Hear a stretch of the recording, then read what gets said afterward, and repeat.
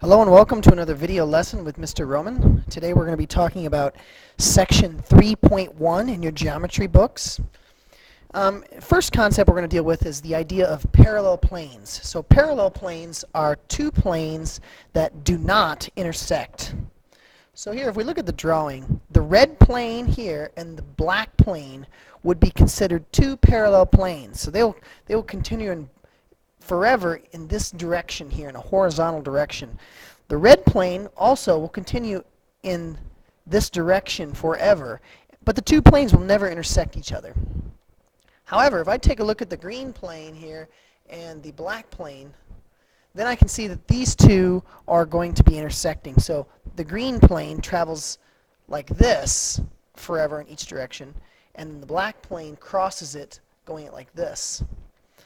So red and black planes are parallel, and then the green and black would be intersecting planes.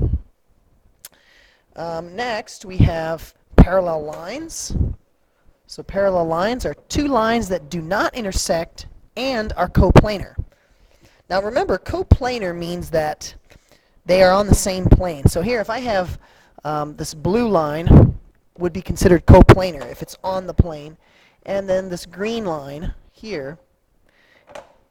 Okay, so this would be an example of two lines that are parallel. They're on the same plane, and they will never intersect each other. So they are parallel lines. Now we look at skew lines.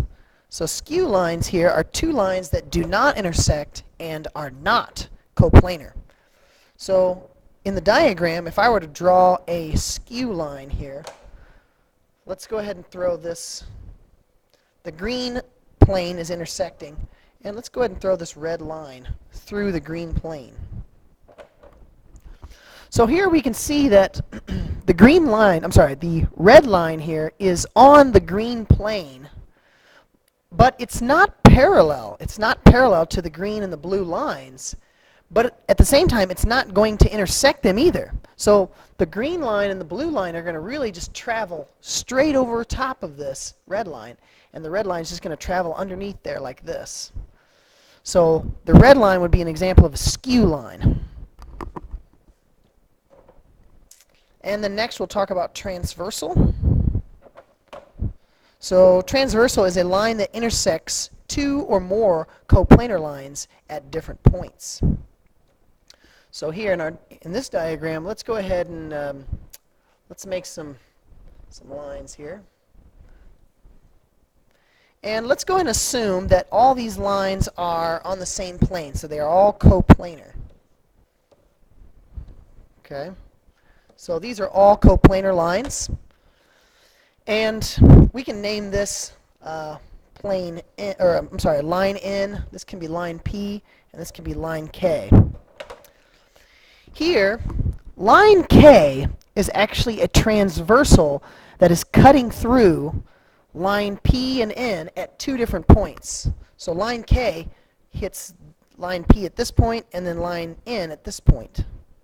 So line K is a transversal. And what's unique about transversals is they have a lot of different angle properties that we can look at here. So for this diagram, I'm looking, line K again is a transversal. And I went ahead and numbered the different angles that are in this diagram. And there's a certain kind of relationship that we can say is interesting about the angles here. So in the past we talked about how angles 1 and angle 2 are linear angles, and we talked about how angle 1 and angle 4 are vertical angles. And then we also said that like angle 1 and angle 3 are supplementary angles. So we can also say this. In the diagram, we can have corresponding angles. So corresponding angles here, corresponding angles in this diagram would be example of angle 2 and angle 6. So they're on the same side of the transversal, so the transversal being here. They're on the same side of the transversal and in the same position in relationship to the two lines that it cuts through. So angle 6 is on the top, angle 2 is, angle 2 is also on the top. So corresponding angles are in the same position in respect to the transversal and the two lines that it's cutting through. Next we have alternate interior angles. Okay?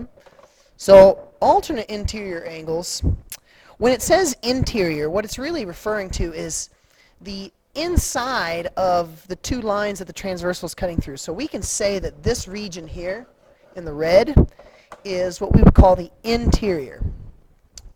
And then alternate meaning that the two angles are on opposite side of the transversal.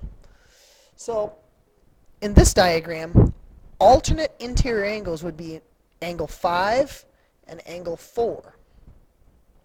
Another pair of alternate interior angles would be angle 6 and angle 3. Next we'll talk about alternate exterior angles. So a similar concept as before, but here when they're talking about the exterior, they're referring to the region that is outside of the two lines that the transversal is cutting through. So the green region here would be considered the exterior of the transversal. And then alternate, again, is talking about on opposite side of the transversal. So alternate exterior angles here would be angle 8 and angle 1.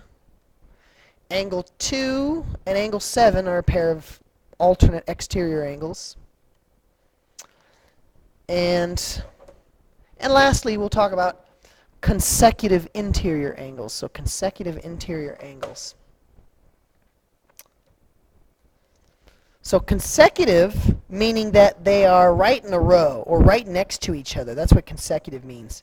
And then consecutive interior, again, interior is referring to the region in blue here where it's inside of the two lines that the transversal is cutting through.